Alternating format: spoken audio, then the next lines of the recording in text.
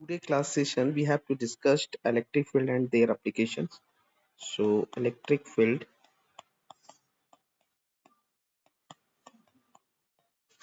and its application बहुत important है exam point of view से और किसी भी जेई या नीट लेवल के पॉइंट ऑफ व्यू से इससे बहुत सारी क्वेश्चंस आती रहती है। सबसे पहले हम लोग इलेक्ट्रिक फील्ड को डिफाइन कर लेंगे और समझने की कोशिश करेंगे, तभी एप्लीकेशन को भी समझ पाएंगे। अगर इलेक्ट्रिक फील्ड की बात करें तो सबसे पहले इसको डिफाइन करने की कोशिश करते हैं। When any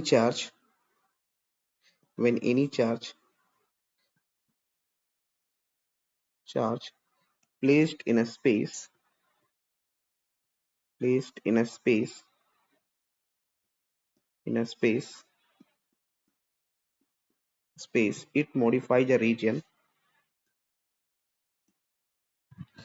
it modifies a region modification is such that modification is such that modification is such that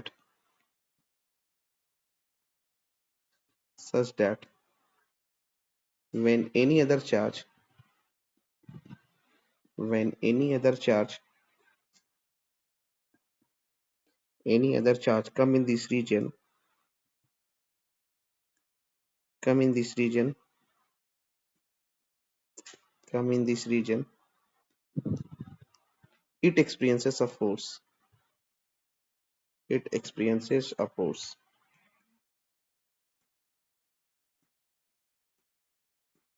experiences a force when this region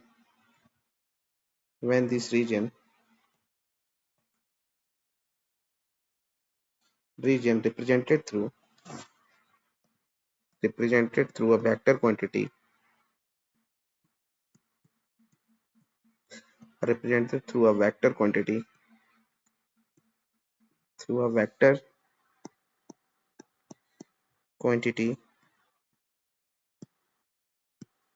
then it is called then it is called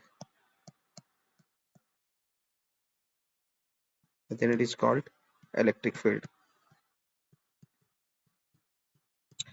then it is called electric field। बिल्कुल definition से अगर हम देख रहे हैं तो ऐसा बिल्कुल पढ़ते हुए फील हो रहा है कि अगर किसी चार्ज को किसी प्लेस पे स्पेस में प्लेस्ड किया जाएगा तो अपने चारों तरफ एक रीजन्स तैयार करेगी, और जब उस रीजन्स में कोई दूसरी चार्ज मतलब सेम नेचर की प्रॉपर्टी रखने वाली एलिमेंट्स आएगी तो ऑब्वियस बात है कि वो फोर्स फील कर रही है। तो बिल्कुल ऐसा माना जा सकता है कि कोई सोर्स चार्ज प्लस क्यू है तो अपने चारों तरफ एक रीजन्स क्रिएट कर रही है। ये रीजन्स का इफेक्ट जहां पे फील होने लग जाएगा उस समय हम समझेंगे कि सोर्स चार्ज का रीजन वहां तक है। तो बिल्कुल ऐसा ही कि अगर कोई चार्ज है डेल्टा क्यू, चार्ज है प्लस हो माइनस हो उससे कोई फर्क नहीं पड़ रहा, मगर सेम टाइप की है, मतलब चार्ज ही है। अगर इस चार्ज को हम इस रीजन्स के पास लाते हैं, जैसे जैसे पास लाते हैं तब तक अभी तक फोर्स तो फील नहीं हो रहा होगा, मगर जैसे ही इसके अंदर आ जाते हैं तो अंदर आते ही ये फोर्स महसूस करने लग जाती है, ये फोर्स महसूस करने ले जाती है एफ।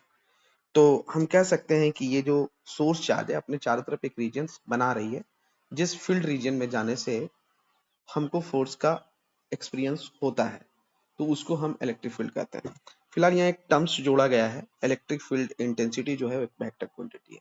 ऐसा इसलिए बोला गया है क्योंकि आप किसी भी रीजन्स में मतलब कि चार्ज वाली रीजन में किसी पर्टिकुलर प्लेस पे अगर जाते हो तो जो फोर्स की डायरेक्शन है वो फिक्स्ड है, स्पेसिफाइड है। जैसे पहला पोजीशन ए पे थे तो उसका डायरेक्शन आपको दिख रहा है, अगर इस चार्ज को उठा के मैं बी पोजीशन पे ले आता हूँ तो इस पर फोर्स की डायरेक्शन अब इस तरह से लगने लग जाएगी। तो फोर्स की डायरेक्शन लगने की वजह से हम इसको देख पा रहे हैं कि स्पेसिफाइड डायरेक्शंस पे ही इस पर फोर्स काम कर रही है, इसके कारण हम इसको समझेंगे कि एक वेक्टर क्वांटिटी है। दूसरी बात, ये फोर्स किसी चार्ज पर डेल्टा क्यू चार्ज पे, इसको टेस्ट चार्ज बोल रहे हैं, this is the test charge जिस पर हम टेस्ट कर रहे हैं, एक्सपेरिमेंट कर रहे हैं। इस टेस्ट चार्ज पे अगर सपोज टू बी किस पर्टिकुलर लोकेशंस पे आर डिस्टेंस पे फोर्स लगती है तो हो सकता है कि यही सेम डिस्टेंस आर हो मगर पोजीशन अलग हो, तो फोर्स की वैल्यू सेम हो सकती है मगर डायरेक्शन स्पेसिफाइड होनी चाहिए, स्पेसिफाइड दिखता भी है हमको कि एक पर्टिकुलर डायरेक्शंस पे इस पे काम कर रही है। साथ ही साथ हम इसको और भी स्ट्रेंथ के मैटर में समझेंगे कि इसमें स्ट्रेंथ कितना काम कर रहा है, ये फोर्स का पर्टिकुलर स्ट्रेंथ कितना हो सकता है, इस फील्ड का इंटेंसिटी कितना हो सकता है, इसको हम ऐसे समझेंगे। तो उस टर्म्स को हम इलेक्ट्रिक फील्ड इंटेंसिटी के टर्म्स से समझते हैं। सो this is the electric field intensity. What is the electric field intensity? सबसे पहले इसको समझेंगे, जैसे ही समझेंगे उसके बाद हम लोग आगे बढ़ सकते हैं। तो इलेक्ट्रिक फील्ड इंटेंसिटी और इलेक्ट्रिक फील्ड स्ट्रेंथ, पहले इसको समझने की कोशिश करेंगे हम लोग। Electric field strength, electric field strength,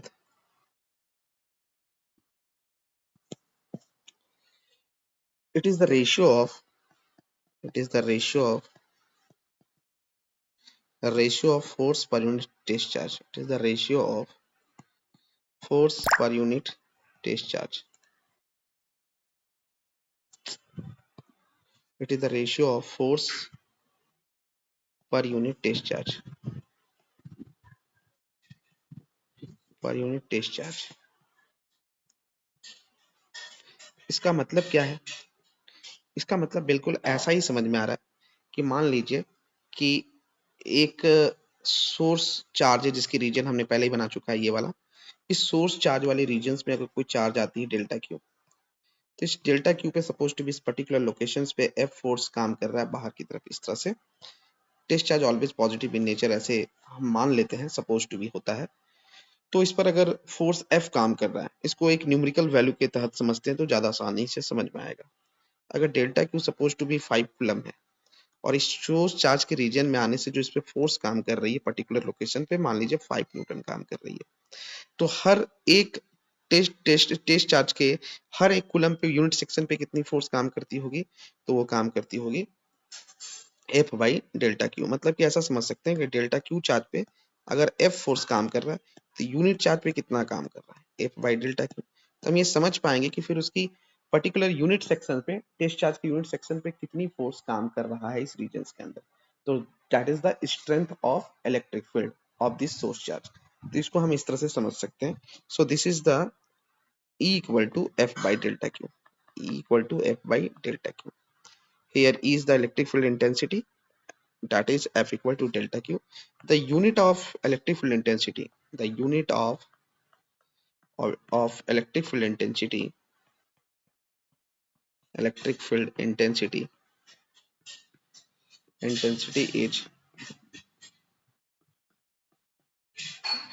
intensity is Newton per coulomb.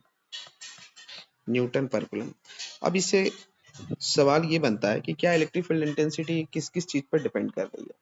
तो जब स्टूडेंट देखते हैं तो उनको लगता है कि वो टेस्ट चार्ज पे भी डिपेंड करती होगी। ऐसा नहीं है। इलेक्ट्रिक फील्ड, अगर इस न्यूमेरिकल्स वैल्यू को आप जस्ट देख रहे हैं, बस अंडरस्टैंडिंग कर रहे हैं, तो ऐसा लग रहा है कि inversely proportional to delta Q, जबकि ऐसा नहीं है। ऐसा इसलिए क्यों? क्योंकि इलेक्ट्रिक फील्ड इंटेंसिटी को एलिब्रेट करेंगे तो एफ बाई डेल्टा क्यू जो लिखा हुआ है, इसमें एफ क्या है? सोर्स चार्ज और टेस्ट चार्ज के बीच लगने वाली फोर्स है। तो वो कितनी हो सकती है? तो के क्यू डेल्टा क्यू बाई, अगर suppose to be particular location दोनों के बीच का आर है तो आर स्क्वायर ले लेते हैं, and this is the delta Q. So delta Q and delta Q is cancel out to each other, so electric field intensity equal to के Q by are square. जो आपको दिख रहा है कि जो इलेक्ट्रिक फील्ड इंटेंसिटी है source charge के कारण ही होता है, बस directly proportional to source charge and inversely proportional to the square of the separation between between the test charge and a source charge. So the electric field intensity is equal, electric field intensity is proportional to the source charge. ये depend नहीं करता है test charge पे।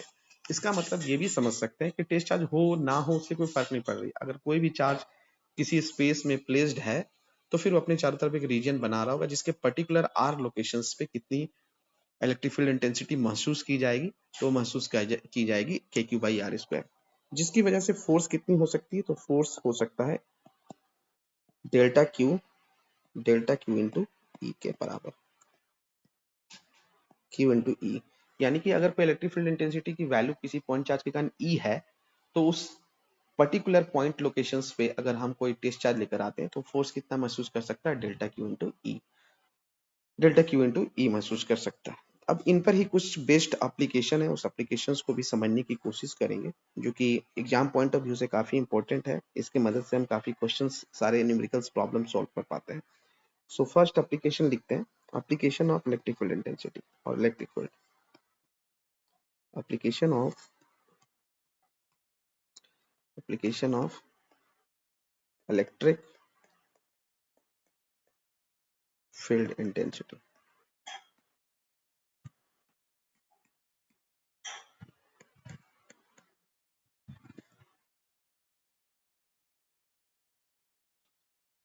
पहली application पे चलें तो exam point of view से सबसे पहला एप्लीकेशन अगर ध्यान से देखें तो ये एप्लीकेशन है electric field intensity due two point charge, जो कि हम लोग पहले ही पढ़ चुके हैं। ऊपर वाले सेक्शंस में हम लोग इसका डिस्कशन कर चुके हैं, फिर भी एक बार और एप्लीकेशन देख रहे हैं तो लाइन बाय लाइन ही देखेंगे। Electric field intensity due two point charge, due two point charge. किसी पॉइंट चार्ज के कारण इलेक्ट्रिक फील्ड इंटेंसिटी कितनी हो सकती है उसको हम लोग यहाँ पर रीड करेंगे। अगर सपोज टू भी कहीं पर प्लस क्यू चार्ज है तो इस प्लस क्यू चार्ज के कारण अगर आर लोकेशन पे, आर डिस्टेंस पे, इससे आर डिस्टेंस पर अगर मैं इलेक्ट्रिक फील्ड इंटेंसिटी कैलकुलेट करने की कोशिश करता हूँ, इस आर लोकेशन पे अगर कोई डेल्टा क्यू चार्ज आ जाता है, आर लोकेशन पे अगर डेल्टा क्यू चार्ज आके बैठता है, तो इस डेल्टा क्यू पे सपोज टू भी एफ फोर्स लग रहा है। उसकी लगने की वजह क्या हो सकती है कि उसकी इंटेंसिटी, जो इलेक्ट्रिक फील्ड की इंटेंसिटी है, वो आपको इस पॉइंट पर ई बन रहा होगा, तो इसकी ई की कैलकुलेशन करनी है। तो इलेक्ट्रिक फील्ड इंटेंसिटी क्या होता है? इलेक्ट्रिक फील्ड इंटेंसिटी ये होता है कि फोर्स पर यूनिट टेस्ट चार्ज की वैल्यू क्या है। तो फिलहाल यहाँ पर फोर्स एफ लग रहा है, जो कि एफ कितनी हो सकती है? टेस्ट चार्ज और सोर्स चार्ज के बीच में लगने वाली फोर्स है, जो कि हो सकती है K Q into delta Q by are square into delta Q. So delta Q is cancel out to each other. So electric field intensity equal to KQ by R square. This is the relation of electric field intensity due to point charge, KQ by R square. अब यहाँ से एक note करने वाली बात है कि note क्या कर सकते हैं हम लोग कि इलेक्ट्रिक फील्ड की जो डायरेक्शंस है, इलेक्ट्रिक फील्ड की जो डायरेक्शंस है बिल्कुल एज यूजुअल किसके जैसा होगा? तो जो दो चार्जों के बीच में जो फोर्स का, नेट फोर्स का जो डायरेक्शन होता है उसके ऊपर डिपेंड कर रही होती है। तो यहाँ पर इलेक्ट्रिक फील्ड इंटेंसिटी की डायरेक्शंस की बात करें तो हम लोग लिख सकते हैं the direction of electric field, the direction of electric field, the direction of electric field intensity, electric field intensity away from the electric field intensity is away from the away from the point charge and towards the negative charge, and towards the negative charge, towards the negative charge.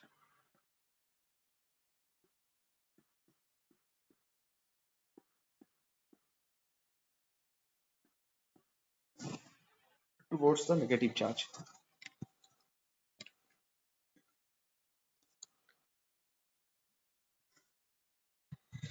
अब second application के ऊपर आते हैं। कुछ particular fundamental application है जिसके test पर हम लोग प्रॉब्लम्स न्यूमेरिकल को सॉल्व कर पाएंगे। तो सेकेंड एप्लीकेशन पे अगर आते हैं तो electric field intensity due to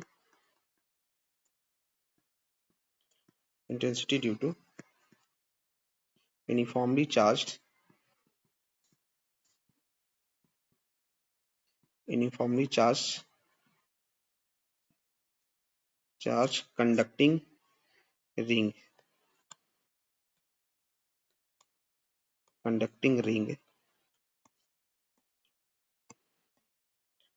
at an axial point,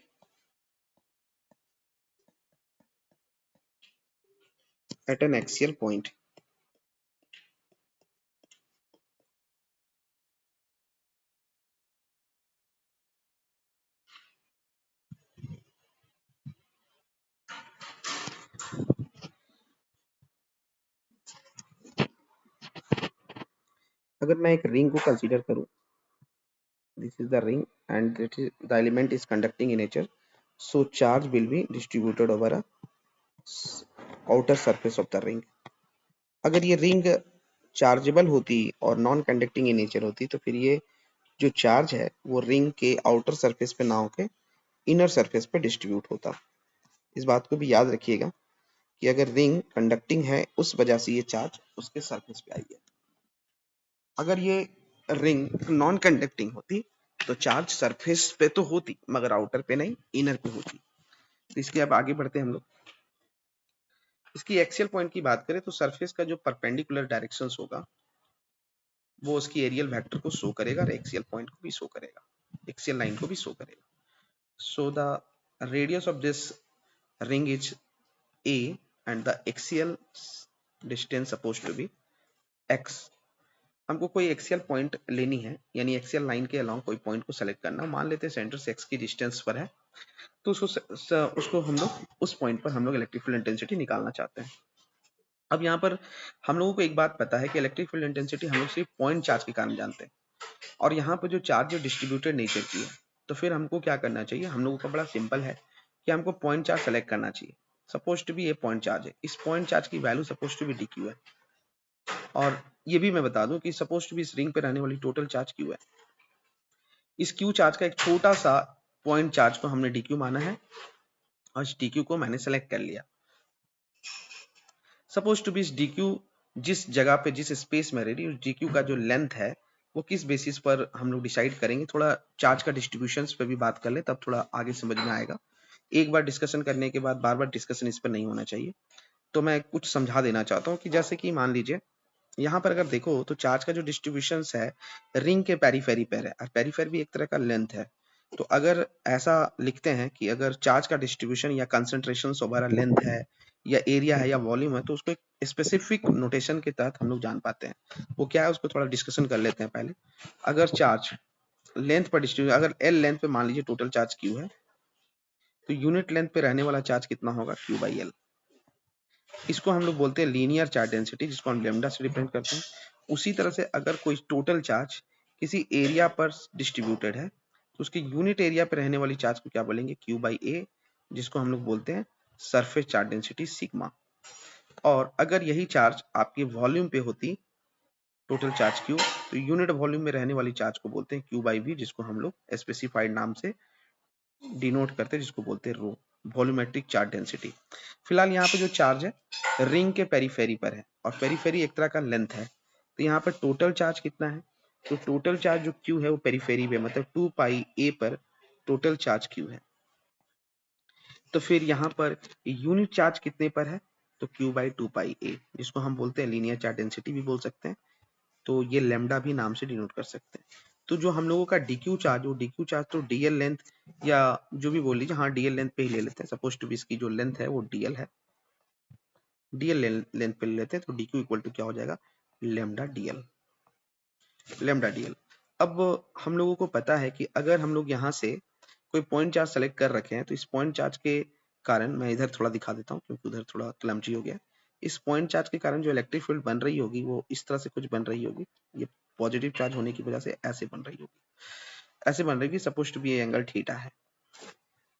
तो इस डीक्यू के कारण जो electric field intensity point x distance पे सेंटर से पॉइंट पी पे जो बन रही है वो कितनी हो सकती है, तो सपोज टू बी हम इसको डी नाम दे देते हैं, डी, और इसको लिख सकते हैं कितना, डी इक्वल टू के क्यू आर, के क्यू बाई आर स्क्वायर होता था। फिलहाल यहाँ पर जो क्यू है हमारा वो टोटल चार्ज है, उसका पॉइंट चार्ज कितनी, तो पॉइंट चार्ज होती थी डी क्यू, फिलहाल के डी क्यू बाई, और आर कितनी है, तो फिलहाल हम इसको आर मान लेते हैं, तो आर का स्क्वायर लिख लेते हैं। तो हम इसको क्या लिख सकते हैं, के डी क्यू बाई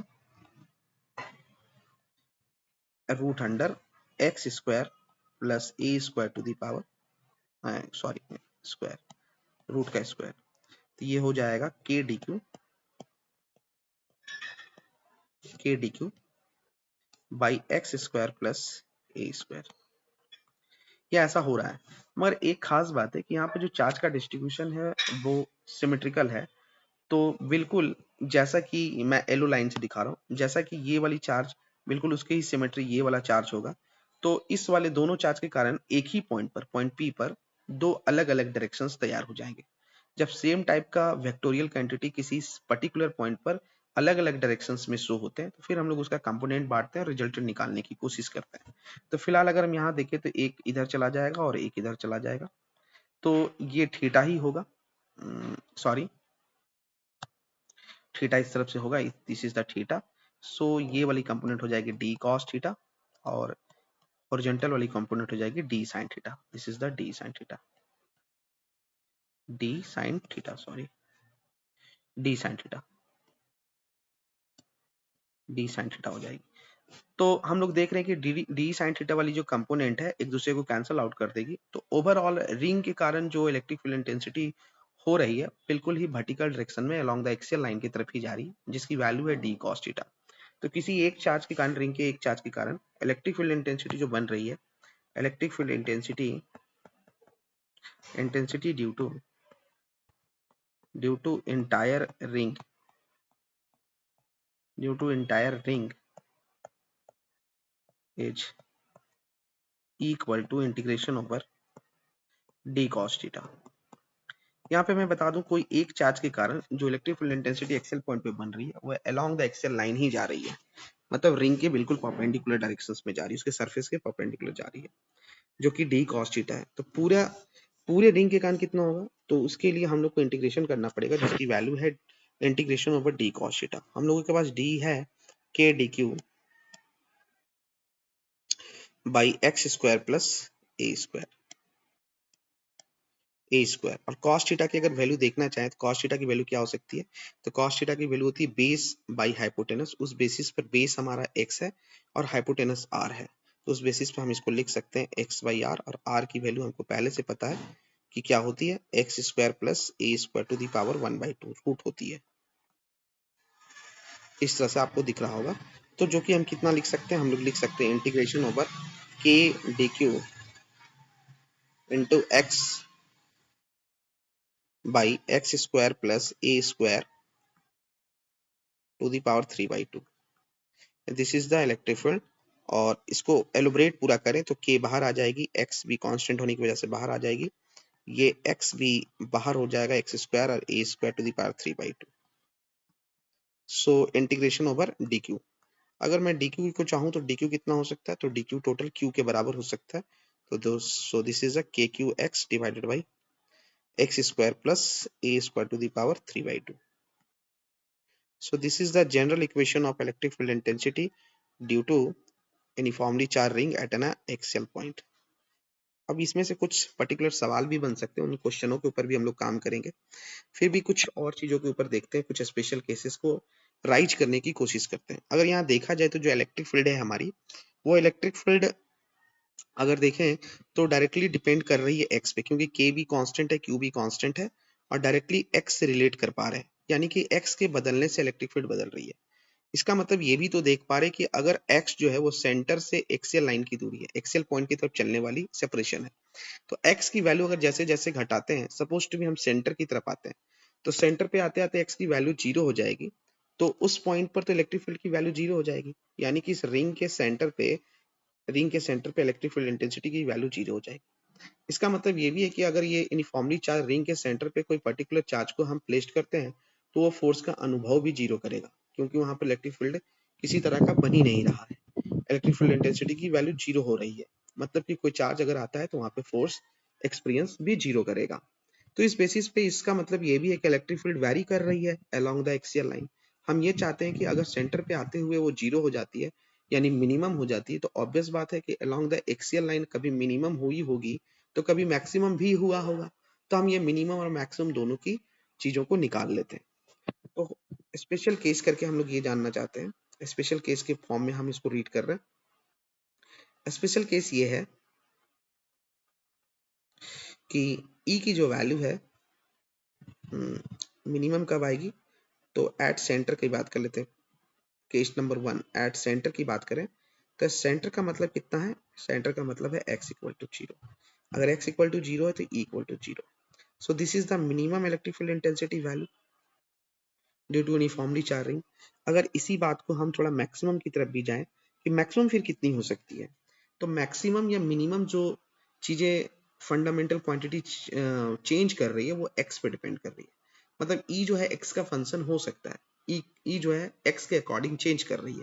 इसका मतलब हम लोग एक मैथमेटिकल टूल जानते हैं, मैक्सिमा और मिनिमा जैसी चीज, जिसके हेल्प से हम मैक्सिमम और मिनिमम वैल्यू निकाल सकते हैं। सो this is the minimum value. मगर मैक्सिमम वैल्यू क्या हो सकती है? तो for a maximum value electric field intensity is maximum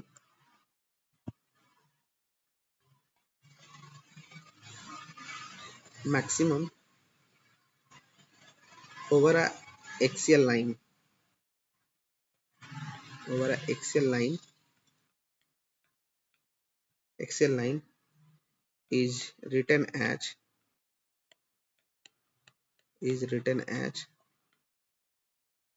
d by dx equal to 0, d by dx equal to 0। अगर मैं dy मतलब स्लोप अगर 0 हो जाए e की x के रिस्पेक्ट में, तो ऑब्वियस बात है कि वो मैक्सिमम वैल्यू दे सकती है। तो हम लोगों को तो पता है ना कि e की वैल्यू कितनी है, kqx divided by X square plus A square to the power 3/2।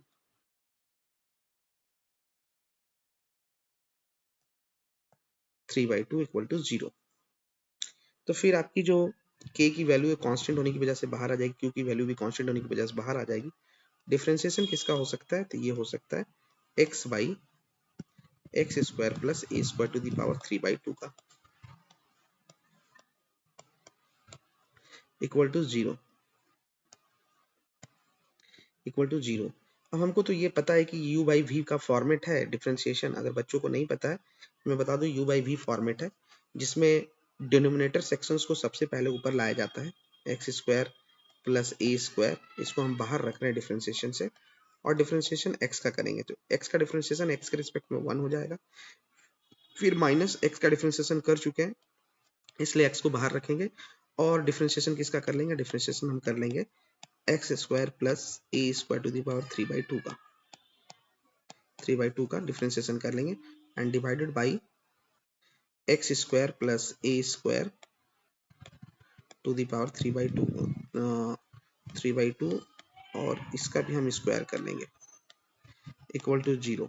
तो अगर मैं इसका डिफरेंशिएशन पूरी तरह से करने के लिए जाता हूँ, तो ये नीचे वाला डिनोमिनेटर सेक्शन 0 की तरफ जाके 0 हो जा रही है। So this is written as X square plus A square to the power 3/2 minus X. इसका डिफरेंशिएशन अगर करेंगे तो क्या आ जाएगा? पहले पावर का डिफरेंशिएशन होगा 3/2, और हो जाएगा x square plus A square to the power 3/2 minus 1 मतलब कि 1/2 इनटू, अब अंदर का करेंगे तो हो जाएगा 2x equal to 0। So this 2 and this 2 is cancel out, and X square plus A square to the power 1/2 common निकाल सकते हैं हम लोग दोनों में से, तो ये हो जाएगा x square plus A square to the power 1 minus X square हो जाएगी 3x स्क्वायर इक्वल टू 0। ऐसा अगर हो रहा है तो हम इसको लिख सकते हैं X square plus A square minus 3x square equal to 0, जिससे कि आ रही है 2x square equal to A square. तो x की वैल्यू कितनी आ रही है? Plus minus A by √2। तो ग्राफिकल एनालिसिस भी इसका कर सकते हैं हम लोग। तो ग्राफिकल एनालिसिस क्या होगा? Electric field intensity versus separation का। तो हम लोग ग्राफिकल एनालिसिस भी कर सकते हैं इसकी।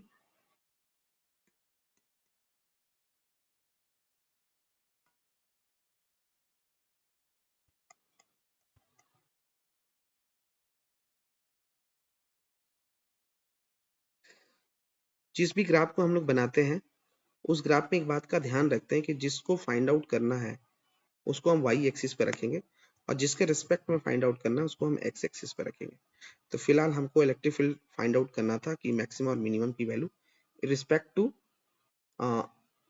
एक्सियल लाइन की जो सेपरेशन उसके उसके रिस्पेक्ट में, तो उसको हम एक्स एक्सिस को एक्स से ही डिनोट किए थे, इसलिए ऐसा लिख देते हैं। जब हम इसको एक्सप्रेस करते हैं ग्राफ को, इस ग्राफ को थोड़ी सी मैं ठीक कर दूं,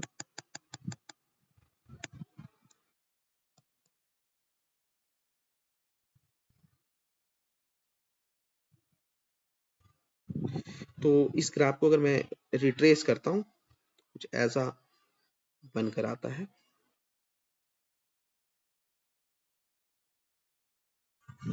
तो ये आपकी जो वैल्यू है वो x equal to plus A by root two की पोजीशन की है, और ये वाली जो वैल्यू है x equal to minus A by root two की पोजीशन।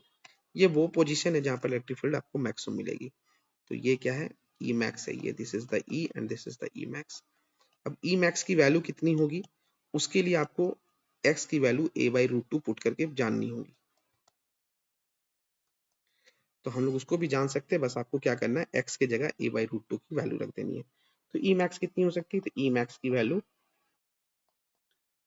के क्यू x की जगह a बाई रूट टू यहाँ रखनी है, और यहाँ पर भी कितनी रखनी है, एक्स स्क्वायर थी तो a square by two plus A square to the power 3/2।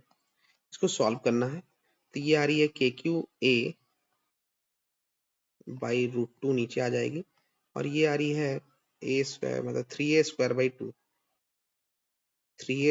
To to the power root 3/2।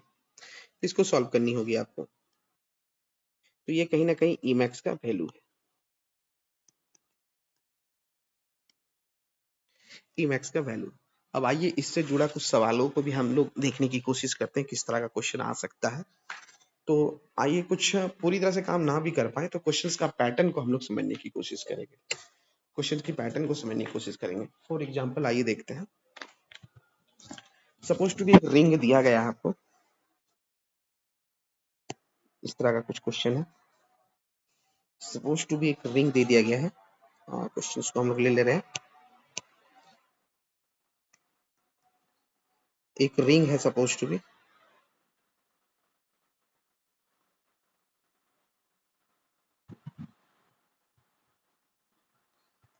इस रिंग के सेंटर पे एक नेगेटिव चार्ज को रखी गई है।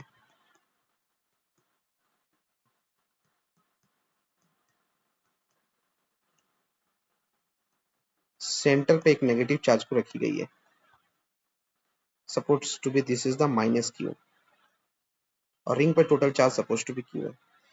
अगर इसके एक्सियल लाइन के अलोंग हम स्लाइटली डिस्प्लेस करेंगे नेगेटिव चार्ज को, तो क्वेश्चन इसमें से पूछा जाता है। पहला क्वेश्चन तो ये बन सकता है कि ये स्टेबल इक्विलिब्रियम है या नहीं है, अनस्टेबल है, स्टेबल है। दूसरी बात, अगर ये इक्विलिब्रियम में हो भी, स्टेबल इक्विलिब्रियम में आने की कोशिश करे, या मतलब कि इक्विलिब्रियम पोजीशन पे आने की कोशिश करे, तो फिर इसकी टाइम पीरियड बताइए। मतलब कि अगर ये एसएचएम करने की सिचुएशन में हो तो बताइए कि इसका टाइम पीरियड कितना हो सकता है। तो मैं पहले ये बता दूं कि टाइम पीरियड या एसएचएम होने के लिए तो displacement is very very small. इस क्वेश्चन में बोला ही जा रहा है कि the negative charge is slightly displaced away from the centre of the ring. मतलब काफी छोटा डिस्प्लेसमेंट है। इसका मतलब है कि एसएचएम की कंडीशंस को ये फॉलो कर सकता है। अब ये होगा या नहीं होगा तो बात की चीजें है, मगर ये कंडीशंस फॉलो करने की कंडीशंस में है। तो अगर जैसे ही हम इसके बारे में कुछ सोचने के लिए चालू करते हैं कि किस तरह से क्वेश्चंस को बनाना चाहिए, अगर suppose to be slightly displace करके कोई डिस्टेंस पर माइनस क्यू को एक्स डिस्टेंस पे ले आते हैं, this is the minus X, sorry X ले आते हैं स्लाइटली डिस्प्लेसमेंट, जो कि रेडियस के अकॉर्डिंग काफी छोटा है। This is the radius a. Suppose to be यहाँ लिख लेते हैं a is much greater than x, ऐसा लिख लेते हैं। तो अलोंग द एक्सियल लाइन हमको पता है कि इलेक्ट्रिक फील्ड इंटेंसिटी कितनी होती है, टाइम पीरियड की बारे। तो टाइम पीरियड में सबसे पहला स्टेप्स तो ये होता है कि हम लोग रीस्टोरिंग फोर्स को निकालें। तो रीस्टोरिंग फोर्स यहाँ पर होगा ही क्यों, क्योंकि नेगेटिव चार्ज है। तो नेगेटिव चार्ज को electric field intensity positive charge वाले रिंग के कारण, तो वो तो हमेशा ही इलेक्ट्रिक फील्ड इंटेंसिटी की डायरेक्शन इधर होगी, और जिधर इलेक्ट्रिक फील्ड इंटेंसिटी की डायरेक्शन होगी फोर्स भी उधर ही लग रहा होगा। अगर फोर्स उस पर इधर लग रहा होगा तो कब ऐसा लग सकता है, जब वो पॉजिटिव चार्ज होती तब। मगर यहाँ पर नेगेटिव चार्ज होने की वजह से फोर्स उस पर उल्टा लगेगा, मतलब कि टुवर्ड्स द सेंटर ही लगता रहेगा। मतलब इस पर इलेक्ट्रिक फील्ड में माइनस क्यू आने की वजह से उस पर जो फोर्स की डायरेक्शन होगी वो हमेशा सेंटर की तरफ ही होगी, सेंटर की तरफ होगी। तो ये रिस्टोरिंग फोर्स की जैसा काम करेगा। तो रिस्टोरिंग फोर्स यहाँ पर कैसा हो सकता है, तो Q into E, Q is the test charge and E is the electric field intensity due to ring. अगर ऐसा है तो हमको तो Q का वैल्यू क्या है हमको नहीं पता, E का वैल्यू हमको पता है कि x डिस्टेंस पे क्या होता है, एक्सियल लाइन पर वो होता है K Q X divided by X square plus A square to the power 3/2, ये होता है। अगर हम इसको इस तरह से लिख रहे हैं तो और क्या लिख सकते हैं, K Q into X divided by X square plus A square to the power 3/2। ठीक है, और हम लोग ये भी जानते हैं कि a is much greater then x, सो हम x को a के सामने नेगलेक्ट किया जा सकता है। सो रीस्टोरिंग फोर्स होने की वजह से नेगेटिव साइन भी दे दीजिए। तो रीस्टोरिंग फोर्स कितनी हो सकती है minus K Q into X divided by, ये इसको जीरो मान सकते हैं हम लोग, कंपेयर मतलब नेगलेक्ट कर सकते हैं, यहाँ हो जाएगा a square to the power 3/2। ऐसा करने से क्या हो जाएगा कि रीस्टोरिंग फोर्स की वैल्यू जो हो जाएगी minus K Q by A cube और ये इंटू एक्स। और रिस्टोरिंग फोर्स को क्या लिख सकते हैं, mass into acceleration, restoring acceleration, तो that is the K Q by A cube into X. और रिस्टोरिंग एक्सीलरेशन कितनी हो जाएगी minus K Q by M into A cube into X. तो हम लोगों को फ्रॉम एस एच एम का एक्सीलरेशन भी पता है। एस एच एम का एक्सीलरेशन क्या होता है, from S H M acceleration equal to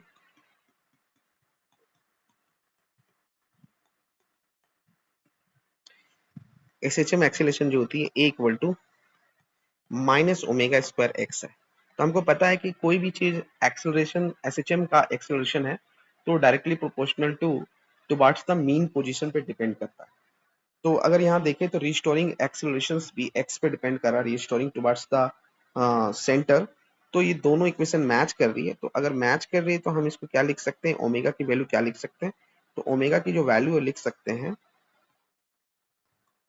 omega की वैल्यू लिख सकते हैं ओमेगा स्क्वायर, तो root under K Q into Q by M A Q, जिसकी वजह से टाइम पीरियड कितना हो जाएगा 2 पाई बाई ओमेगा, और इसको हम लिख सकते हैं 2 pi root under m A q by k Q into q. This is the time period equations. तो इस तरह के सवाल ही बन सकते हैं। और क्या क्वेश्चन बन सकता है इससे, आइए वो भी देखते हैं। और क्या क्वेश्चन बन सकती है, अगर सपोज टू बी एक क्वेश्चन ऐसा भी बन सकता है, हम सिर्फ क्वेश्चंस के बारे में बात कर रहे हैं कि अगर मान लीजिए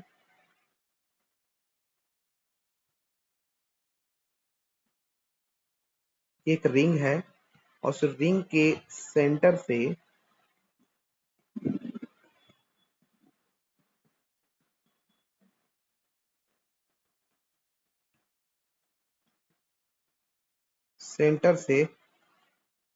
R1 डिस्टेंस पे कोई चार्ज प्लस क्यू है। तो आपको ये बतानी है प्लस क्यू है, तो उस टाइम की initial velocity suppose to be इस पॉइंट पर फिलहाल अभी जीरो है।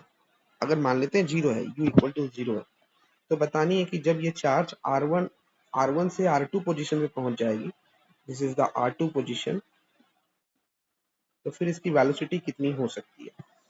तो अब इसको कैसे निकालेंगे, बहुत नॉर्मल है। जनरल सिचुएशन में हम लोग क्या करते हैं, इस जनरल सिचुएशन में जनरल इक्वेशन क्या होनी चाहिए थी, तो जनरल इक्वेशन तो ये होनी चाहिए कि किसी पर्टिकुलर एक्सेल लाइन के अलोंग अगर r डिस्टेंस की अगर हम बात करें तो कितनी फोर्स हो सकती है, तो फोर्स हो सकती है Q इंटू ई और r लोकेशन का इलेक्ट्रिक फील्ड कितना होगा, तो K Q इंटू R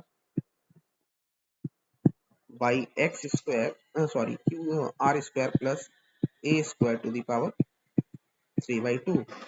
ये आर लोकेशन पे है, मगर हमको क्या मांगा गया, वेलोसिटी मांगा गया। तो हम F को क्या लिख सकते हैं, मास इंटू एक्सीलरेशन, और इसको लिख सकते हैं K Q into Q by are square plus A square to the power 3/2 into R. तो हमको तो पता है ना कि ये एक्सीलरेशन कितना होता है, एक्सीलरेशन अगर हम वेलोसिटी निकालेंगे तो एक्सीलरेशन को हम क्या लिख सकते हैं, तो यहाँ आर के टर्म्स में, तो एक्सीलरेशन को क्या लिख सकते हैं, v dv बाई dx, ये dv बाई dx, dx की जगह हम इसको dr लिख देते हैं, सबसे अच्छा रहेगा। तो के Q into Q by X R square plus A square to the power 3 into R. तो यहाँ से अगर हम लोग निकालना भी चाहें कि वेलोसिटी कितनी हो सकती है, तो v d v equal to के Q into r by are square plus A square to the power 3/2, और नीचे में एम भी आएगी, ये हो जाएगी, और डी आर चली जाएगी, yes D R. So this is the integration. अब यहाँ से वेलोसिटी निकल सकती है, तो हमको पता है, जब हमको पता है कि आर इक्वल टू जब R1 थी तो वेलोसिटी 0 था, उसमें जस्ट स्टार्ट हुई थी, और आर इक्वल टू जब R2, तो मान लेते हैं वेलोसिटी वी, उस वी की वैल्यू निकालेंगे। यहाँ कितनी हो सकती है, V square by two, this is the V square by two, 0 से लेकर वी तक, और यहाँ पर आपको इंटीग्रेशन अब चलाना पड़ेगा। तो इस इंटीग्रेशन को अगर किसी बच्चे को नहीं आता है तो इसको सब्स्टिट्यूशन मेथड से आप कर सकते हैं, मैं एक बार सिखा देता हूँ। तो यहाँ पर जो कांस्टेंट, वो कौन कौन कांस्टेंट, उसको पहले बाहर निकाल लेते हैं हम लोग। तो बाहर क्या निकल सकती है, K Q into Q by M, this is the constant, और अंदर रह जाएगी R divided by are square plus A square to the power 3/2 D R, ये रह जाएगी। अब इसको कैसे कर सकते हैं, यहाँ तो हो जाएगा वी स्क्वायर बाई टू, और इसको क्या लिख सकते हैं, K Q into Q by M, और यहाँ से अब हम लोग सब्स्टिट्यूशन मेथड लगाना चालू करेंगे। तो मैं साइड में लिख रहा हूँ, अगर मैं जो वेरिएबल है वो वेरिएबल क्या आर है, और कांस्टेंट क्या है, ए है, तो आर इक्वल टू हम लोग ऐसा लिख लेते हैं a tan theta, this is the substitution method, a tan theta. अगर हम लोग ऐसा करना चाहें, a tan theta, a tan theta, तो फिर d r by D theta क्या होगा, जरा चेक कर लेते हैं। D r by D theta हो जाएगा a sec square, a tan theta का कितना डिफरेंशिएशन होता है, ए सेक स्क्वायर थीटा हो जाएगा, जिससे कि डी आर इक्वल टू कितना हो जाएगा, a sec square theta D theta, a sec square theta D theta. अगर ऐसा है तो फिर इस डी आर का इंटीग्रेशन अगर करने के लिए जाते हैं तो क्या हो जाएगा, हम इसको डी आर की वैल्यू पुट कर सकते हैं। अब यहाँ पर लाके वैल्यू पुट कर सकते हैं, r equal to a tan theta, d r की वैल्यू है a sec square theta D theta, theta D theta, और नीचे में क्या होगी, a square tan square theta plus A square. हमको इसका इंटीग्रेशन करना होगा। अगर मैं इसका इंटीग्रेशन करने जाता तो के Q into Q by M, और ये हो जाएगा a square tan theta sec square theta D theta divided by A cube बाहर आ जाएगी कॉमन, और अंदर हो जाएगा 1 प्लस टेन स्क्वायर थीटा, जिसको हम बोल सकते हैं सेक स्क्वायर थीटा, जिससे कि ये सेक क्यूब थीटा बचेगी, क्योंकि पावर पे 3/2 था। तो इस सेक स्क्वायर को सेक क्यूब से काट सकते हैं, ए स्क्वायर को ए क्यूब से काट सकते हैं, तो यहाँ हो जाएगा K Q into Q by M A, और अंदर में बच जाएगी tan theta by tan theta by sec theta D theta. उस बेसिस पर अगर हम लोग चले तो यहाँ से और क्या हो सकता है, यहाँ से हो सकता है के क्यू इंटू क्यू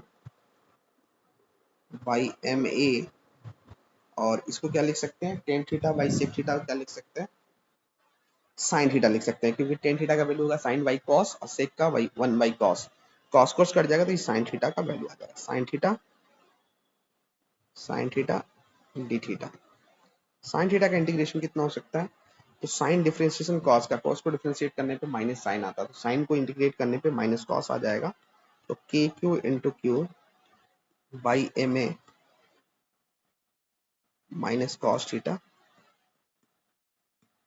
अब हम लोगों को थीटा के बारे में ज्यादा कुछ पता नहीं है, तो हम क्या करेंगे, कॉस थीटा को बदलने की कोशिश करेंगे।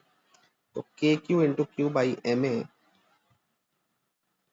और कॉस थीटा कहाँ से कहाँ तक वैरी कर सकती है, तो थीटा किसी पर्टिकुलर लोकेशंस पे लिया गया होगा ना, तो हम उसको ऐसा लिख सकते, कॉस थीटा क्या होता है, बेस बाई हाइपोटेनस, तो बेस क्या हो सकता है? तो बेस तो आर ही लेना पड़ेगा, आर, और हाइपोटेनस कितना लेना पड़ेगा? Root under R square plus ए square, root under R square plus ए स्क्वायर। ये अब इसमें जो है आर को ही वैरी करवाना था हम लोगों को, तो आर कितनी से कितनी तक वैरी करनी चाहिए? तो आर वैरी करनी चाहिए R1 से R2 तक, क्योंकि यही वेरिएशन था। तो हम लोग इसको लिख सकते हैं K Q by M A, और इसको लिख सकते हैं -R2 divided by root under R2 का स्क्वायर प्लस ए का स्क्वायर, और माइनस आर माइनस प्लस हो जाएगा, और यहाँ हो जाएगा R1 divided by root under R2 का स्क्वायर प्लस ए का स्क्वायर, जिससे कि हम इसको क्या लिख सकते हैं? यहाँ लिख सकते हैं K Q into Q by M A, और साथ ही साथ रूट कॉमन हो जाएगी। क्या कॉमन हो रही है? सॉरी सॉरी, R1 है ना, कॉमन कुछ नहीं होगी, और यहाँ पर हो जा रही है R1 by root under R1 का स्क्वायर प्लस ए का square minus R2 by root under R2 का स्क्वायर प्लस ए का स्क्वायर। दिस इज द कितनी वैल्यू थी? तो ये वैल्यू अगर आ रही है तो कितने से बराबर? वी स्क्वायर बाई 2 के, ये वी स्क्वायर बाई 2 है। तो फिर v के वैल्यू कितनी हो सकती है? आइए जज करते हैं हम लोग। तो v square equal to 2 times of k Q into Q by M A, और ये वैल्यू हो जा रही है R1 by root under R1 का स्क्वायर प्लस ए का square minus R2 by root under R2 का स्क्वायर प्लस ए का स्क्वायर। तो अगर मैं v से स्क्वायर को हटा दूं तो फिर ये सारा स्क्वायर पे पावर 1/2 चला जाएगा। This is the velocity equations. तो हो सकता है क्वेश्चंस काफी लंबा देखने को लगे, मगर कहीं ना कहीं आपको सारी चीजें समझ में आ रही होगी। अब इसमें से बहुत सारी और भी सवालें बन सकती है। तो बाकी हम एप्लीकेशंस में और आगे बढ़ते हैं। जैसे जैसे सेशन आगे बढ़ेगा हम वैसे वैसे क्वेश्चंस को भी डील करते चले जाएंगे। अब आगे चलते हैं, आगे की तरफ अगर मूव करें हम लोग, तो आइए देखते हैं electric field intensity. Intensity due to uniformly charged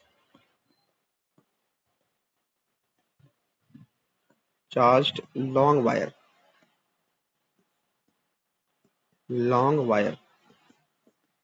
sorry infinity या लॉन्ग वायर ना लेके हम लोग इसको फाइनाइट लेंथ चाले, electric field intensity due to uniformly charge finite length wire ले लेते हैं।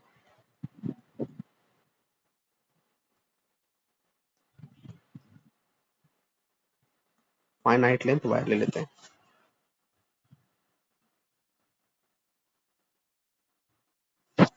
सपोज टू बी एक वायर है जो इस तरह से कुछ दिखाया जा रहा है,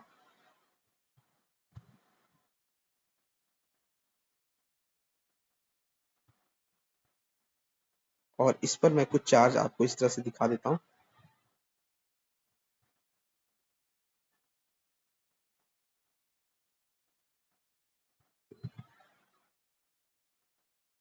सपोज टू बी इसकी जो लेंथ है ना, वो लेंथ को हम इस तरह से शो कर देते हैं कि इसकी जो लेंथ है वो लेंथ सपोज टू बी कितनी है? एल है।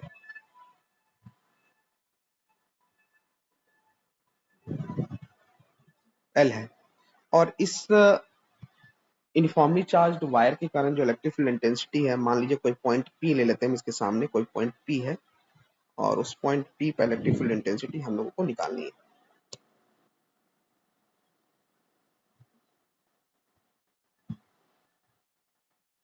ऐसे दिखा रहे हैं, सॉरी ऐसे दिखा दे रहे हैं, ठीक है। काम करते इसको हटा ही देते हैं, इसको पॉइंट पी जस्ट ऐसे मान ले रहे हैं, पॉइंट पी यहाँ। अब यहाँ से मान लेते हैं इसकी जो दूरी है वो आर है, आर। इस इस इस केस में भी बिल्कुल सेम चीज है कि हम लोगों को electric field intensity distributed charge के कारण नहीं आता है, पॉइंट चार्ज की वजह से ही आता है।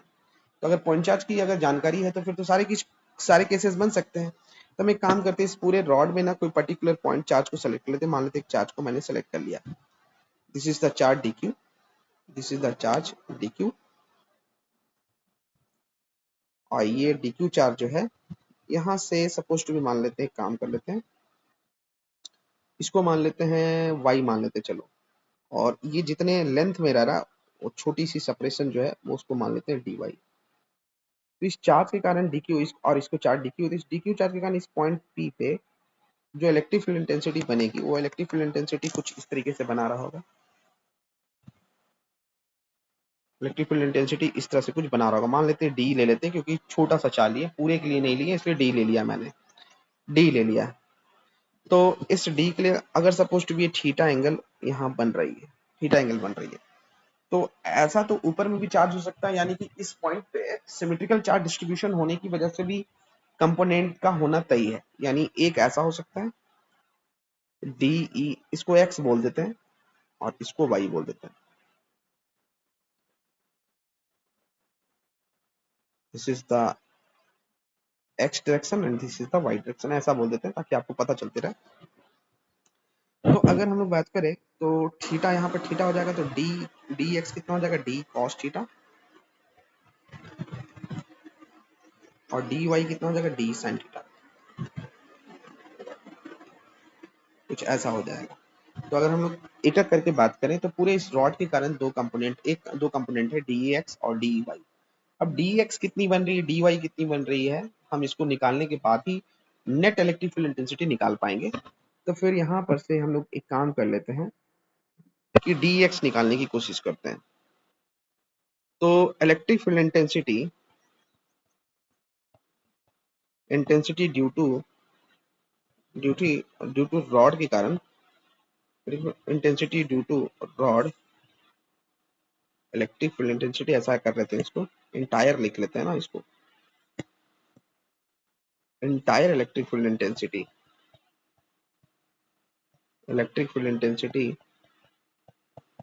Due to rod in x direction,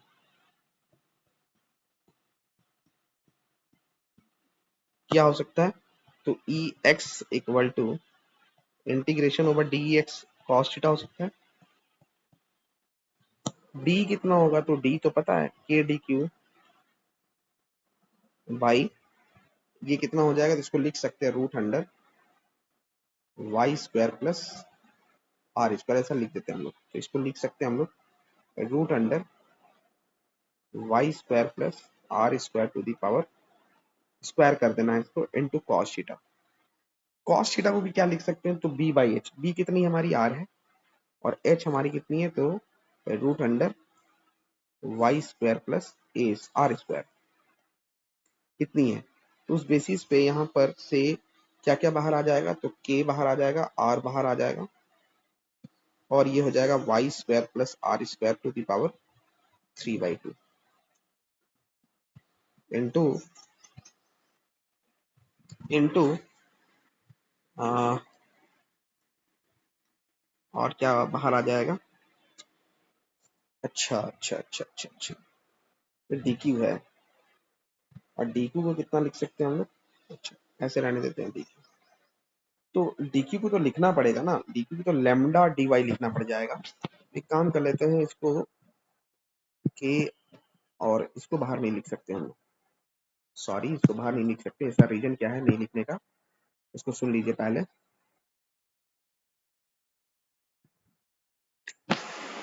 क्योंकि इसलिए नहीं लिख सकते क्योंकि यहाँ पर जो चार्ज है उसको अगर हम लोग ठीक से लिखने की कोशिश करें तो चार्ज के बारे में क्या लिख सकते हैं, के, और ये चार्ज का डिस्ट्रीब्यूशन यूनिफॉर्मली है, इसको हम ले लेते हैं लैम्डा, ये डी क्यू को लिख सकते हैं क्यू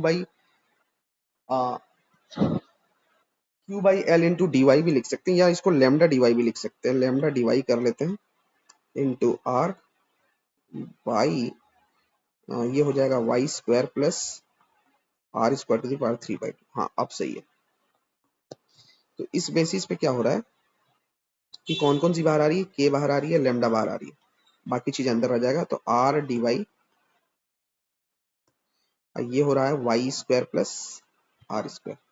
फिर से हम यहाँ पर सब्स्टिट्यूशन मेथड लगा सकते हैं। तो यहाँ पर हम देख रहे हैं वैरी कौन कर रहा है, तो वैरी वाई कर रही है, तो वाई इक्वल टू कितना लिख लेंगे, आर टेन थीटा और अगर इस क्वेश्चन को अगर ऐसे भी समझो तो टेन थीटा इक्वल टू कितना हो जाएगा, परपेंडिकुलर बाई बेस। तो परपेंडिकुलर आपका y है, बेस आपका r है, यानी tan theta equal to y by R, so the y equal to r tan theta. अगर मैं इसको डिफरेंशिएशन बोथ साइड थीटा के रिस्पेक्ट में कर देती है, कितना हो जाएगा, dy by D theta equal to r sec square theta, r sec square theta, और यहाँ से dy इक्वल टू कितना हो जाएगा, r sec square theta D theta, D theta इतना हो जाएगा। अब इसको मैं यूज करूंगा इंटीग्रेशन के अंदर, तो ये हो जाएगा के लैम्डा, आर की वैल्यू, आर का वैल्यू, सॉरी यहाँ पर वाई वेरिएबल था ना, आर कांस्टेंट है ना, ऊपर में आर आई है क्या, अच्छा कोई बात नहीं। तो यहाँ पर आर को रहने देते हैं, आर से, और डी वाई कितनी हो जाएगी, डी वाई हो जाएगी R sec square theta into D theta divided by Y का वैल्यू है R square tan square theta plus R square to the power 3/2। इस बेसिस पे ये कितना आ रहा है, K lambda into are square बाहर आ जाएगा, और यहाँ इंटीग्रेशन के अंदर sec square theta T theta divided by R cube, और ये हो जाएगा सेक क्यूब थीटा, जिससे कि आर स्क्वायर इस आर क्यूब को काट देगा और sec square theta sec cube को काट देगा, जिससे कि यहाँ कितनी हो जाएगी, के लैम्डा, ऊपर जाने पर ये हो जाएगा cos theta into D theta,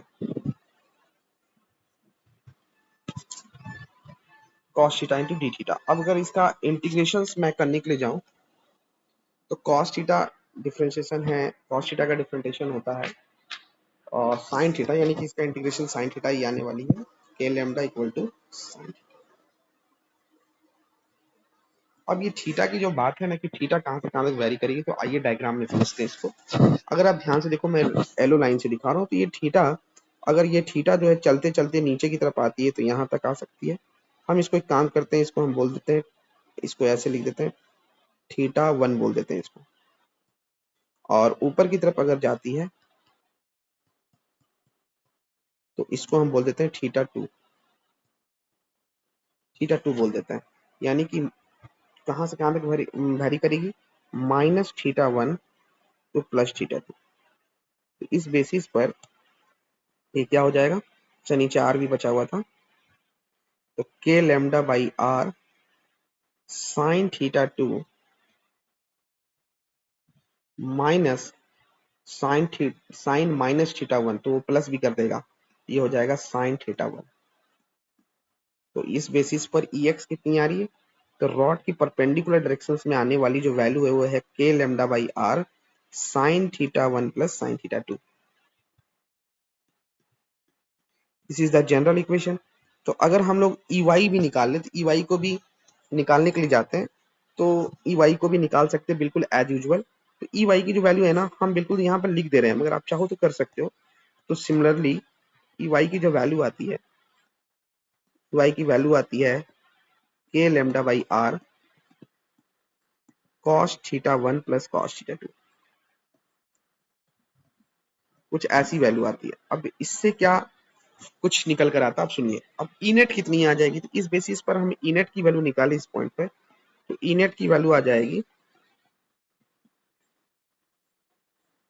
ई एक्स